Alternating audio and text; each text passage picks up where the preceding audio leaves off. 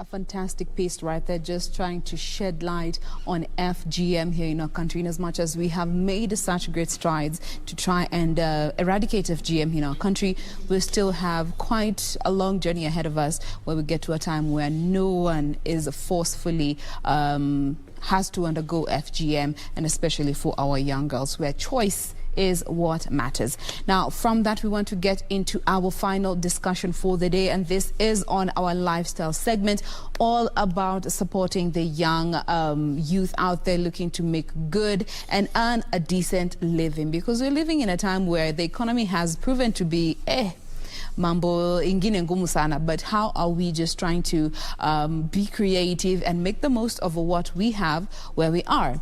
In studio this morning, we have one gentleman. He is Churchill Otieno, but better known by his performing name, Churchill Papilito. Good morning, Churchill.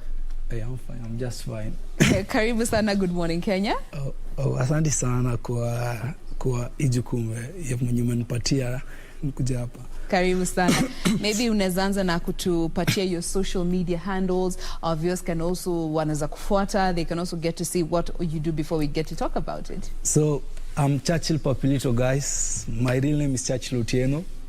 You can find me on YouTube as Churchill Papilito, on Facebook Churchill Papilito, on IG Churchill_Papilito. All right.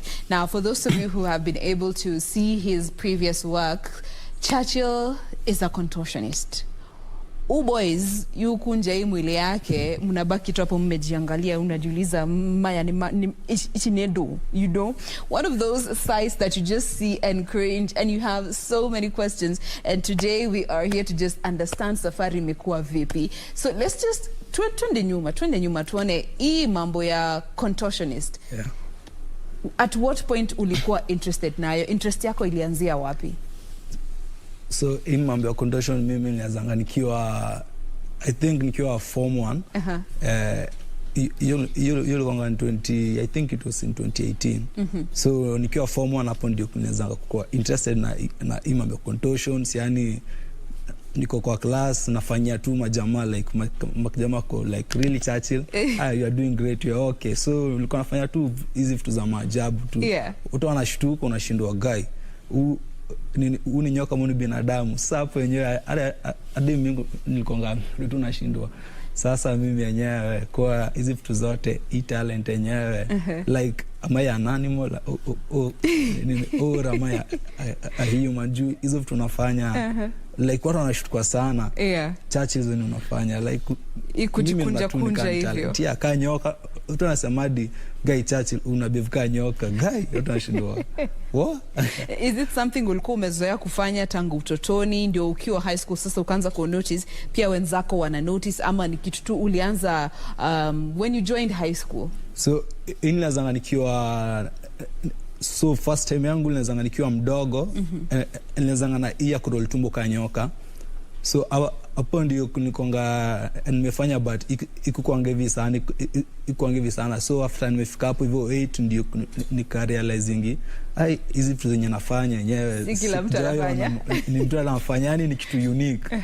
Perfect talent. So nikafika form 1, so ndio kuanza sasa kwa interested nayo. Sasa na form ndio lezanga sasa kwa interested hadi nikakujanga show hapa KBC. Ndio hiyo sasa uko hapa. Sikujika ilikuwa 2018 nilikuja hapa show pia. Performance. So hapo ndio hiyo jani yangu kaanzanga. So after that tukaendelea decide kwa hapa. Tukaendelea mpaka sasa tuko hapa. Now just looking at the journey throughout high school, is it something that uliona you want to focus on, ama you had even other career plans in mind? So hii kitu like tuseme hadi sahi niko shule kwanza sahi. So ni vigumu sana una balance na career yako na talent, because unaweza kuwa shule, unaweza kuwa shule on Monday to Friday, na Saturday na Sunday ndio unafanya training.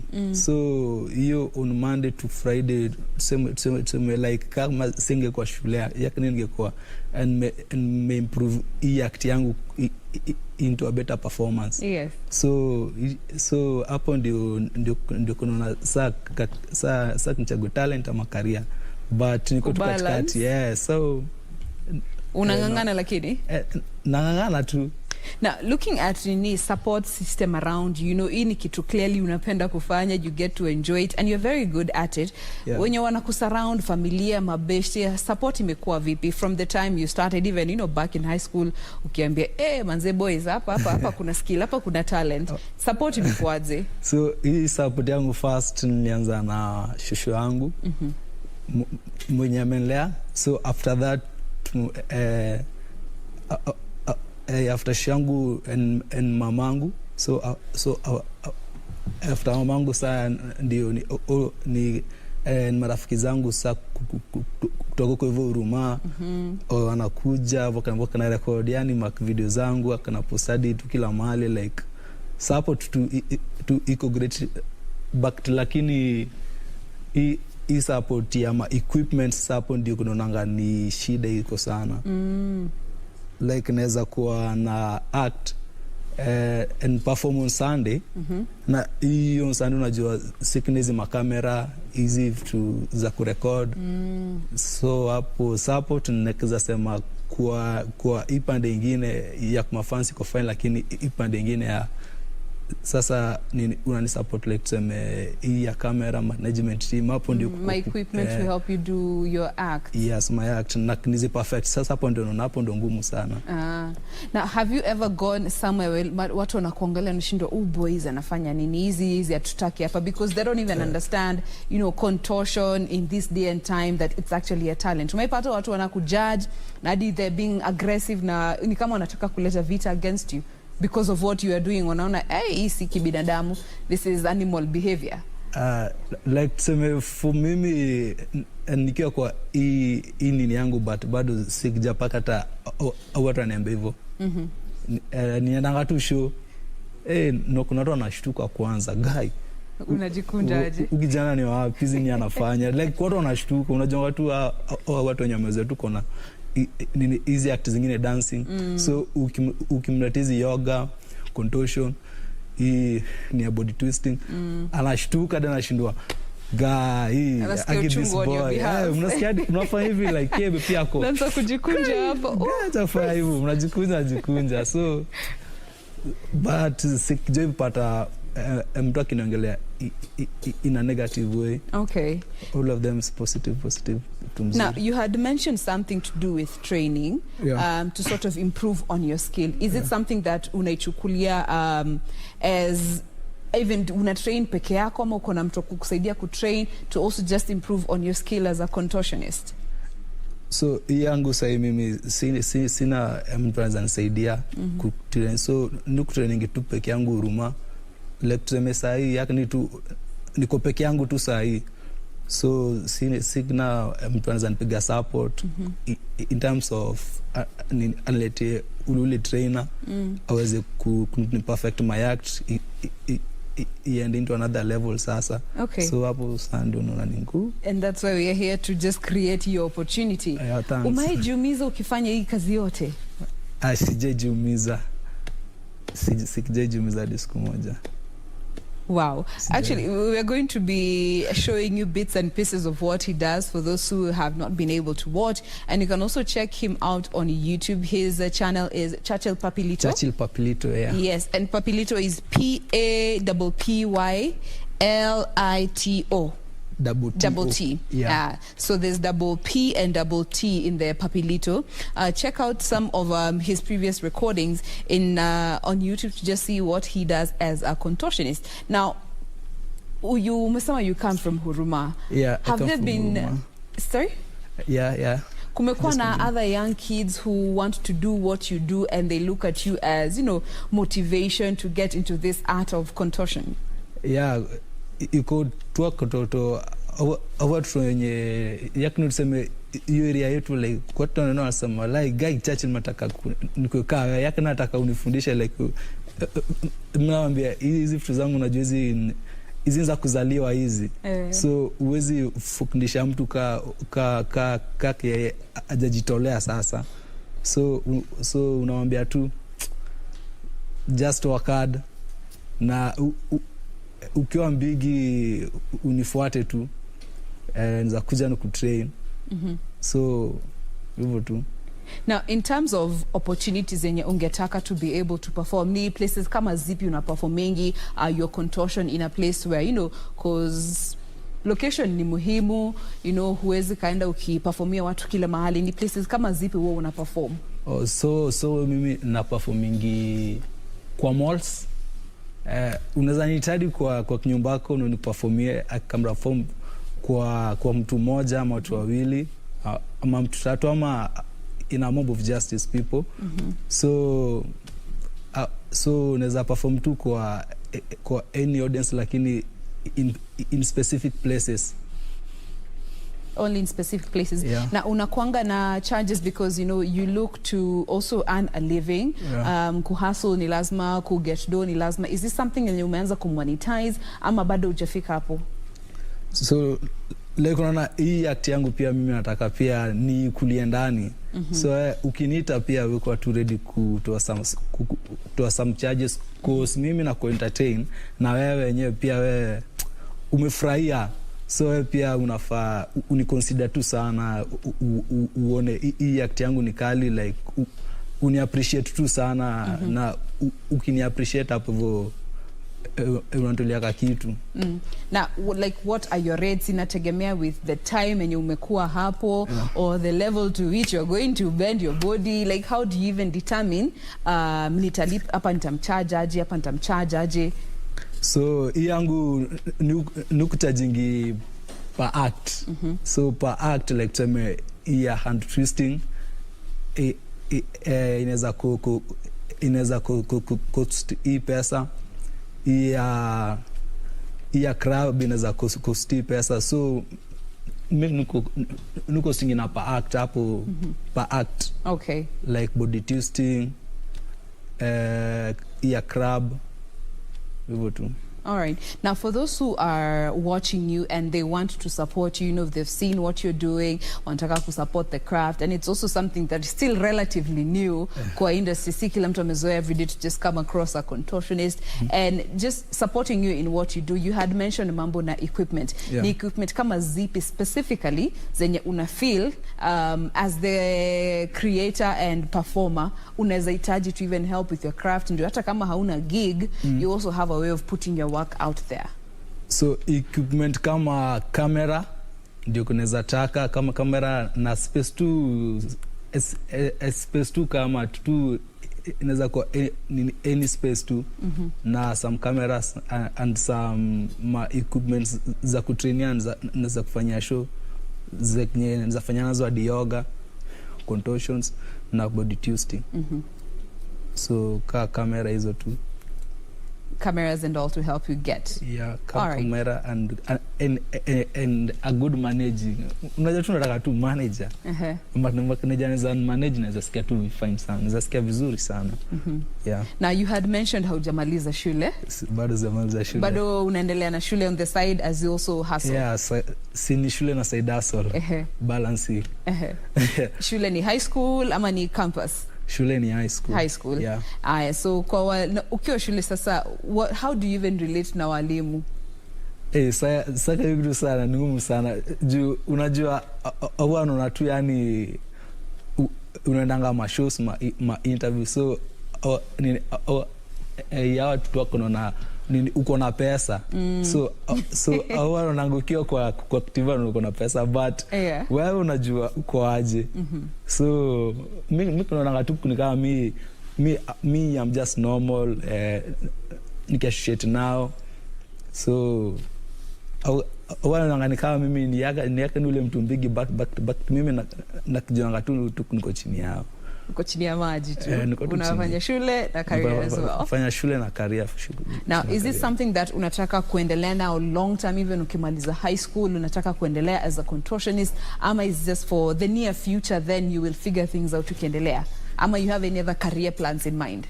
Yangu nataka nikimaliza shule nikichukue hii act yangu juu kuna sahi hii Kenya. So na act ndio inalipa. Unaweza pata kama hawa musicians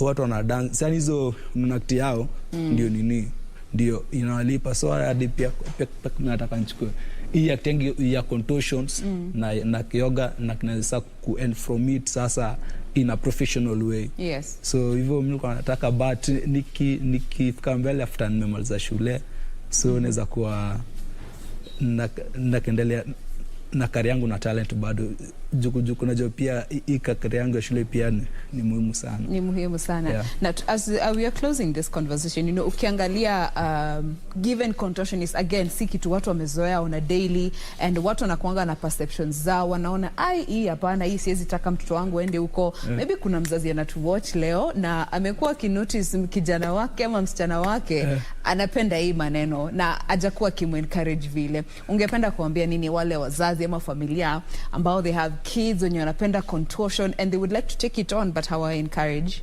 Mimi ningependa tu kuambia mzazi, kama uko na mtoto na anafanya hizi act za yoga na contortion, support him mwenyewe juu hii act yenyewe ni new sana Kenya. So unamsupport tu, uwezi jua in future ni nini iko in future. So you just support him in his talent or her talent. All right. Na ukiwa area za home, kuna place specific unaendanga kuperform ndio watu wakitaka kukuona wanaweza kupata? So ukiwa within your local? On my local si performing sakana sana juu hao ni wajizi hizi act. So performance zangu nakufanyanga kama uko hivyo Embakasi, uko Embakasi Alingam na places hizi za Kenya, hawa watu wenye saa una appreciate, but kama we uko Huruma unaweza taka unione hata Huruma, Coach Kiamaiko or Madhare. Yes. Pia you can follow me up on my social media handles. Tukumbushe hizo social handles tukifunga. Social handles zangu on YouTube Churchill Papilito, on Facebook Churchill Papilito, on IG Churchill_Papilito. All right, there you have it. Na can give me big up jamaa tu kidogo. Wasalimie. I would like to big up my shosh from Coach Mama Uma, big up to you. Dennis from Huruma, big up to you, and my sister from Huruma, Lydia Chieng, big up to you, and my mom Judith Anyango. Big up. And my friend Miret from Kiamaiko. Big up to you. Umemaliza wote? Yeah, umemaliza. Uko sawa sasa? Fine. Good stuff. We have been speaking with Churchill Otieno, better known by his performing name that is Churchill Papilito. He is a young contortionist just trying to make the most of this skill that is surely just, you know, becoming a notable form of art in this day and time. And it's about time that we get to also appreciate it. So check him out on the socials, Churchill Papilito, and Papilito has a double P and double L, and get to support this young man. Keep doing what you're doing. Tutakuwa hapa tukusupport. Na kunaweza pia na namba ya simu. Watapata katika mitandao. Mitandao safi. Sasa. All right. Thank you so much. Usitoke kwanza. We are not done. Just stay with us. We'll be right back.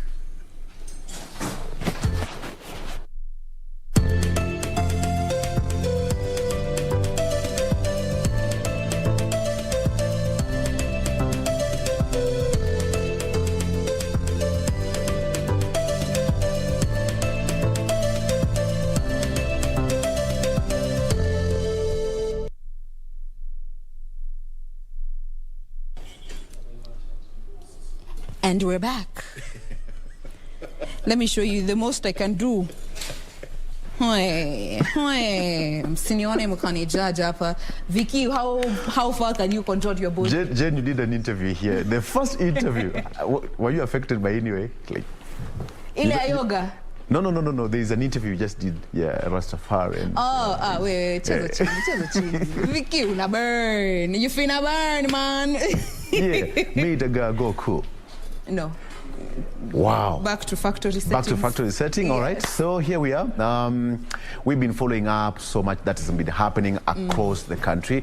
And of course, around 30-45 minutes ago, IBC Chairman of Fletcher Bukati addressed members of the public who are still waiting for the results at the Juja Tallying Center, that is Mango High School, for the Juja constituency. And of course, he gave a lot of concerns. He's also quoted as saying that the police were largely to blame for the chaos that rocked that particular constituency yesterday during the elections. And he's also affirmed his position that those who were arrested will be charged according to the law. And as it stands right now, we just need to cross over to Gladys Mungai if she's ready to give us a feel. Oh, thereabout. There we have it. So, Jain, a lot has been happening, and just from your perspective, why do you think Juja by-election is that hotly contested? We had ODM in KBC Bonchari. It's a done deal. Yeah. And here in Juja, it had to force IEBC chair himself to go there. Yes. Okay. What do you think is the whole thing? You know, I think this goes back to, number one, two things. The fact that we're nearing the elections, we need to accept that. It's something that, it's a trend that we have witnessed from past elections. The years have been a true testament. Anytime we approach the general elections, there's always some form of chaos that erupts, and by-elections are just a catalyst when it comes to that. And number two, looking at what happened yesterday, we did see Chebukati come out to say that it is not the responsibility of the police to ensure the security of the tallying process or the integrity of the tallying process, and by virtue of them being involved, catalyze the entire situation. And we heard from Gladys earlier on that the police that are there, it's quite, the number is quite high to just make sure that they are maintaining peace the much that they can. But according to Chebukati, he did say that, you know, their presence there, in one way or the other, they were overlapping in terms of the responsibilities that the IEBC has and the police has. And at the end of the day, from what we have seen today, you know, working together is what was really essential at this particular point. And I think that's also one of the reasons as to why tallying has resumed, as we had seen less than an hour ago, Exactly, yes.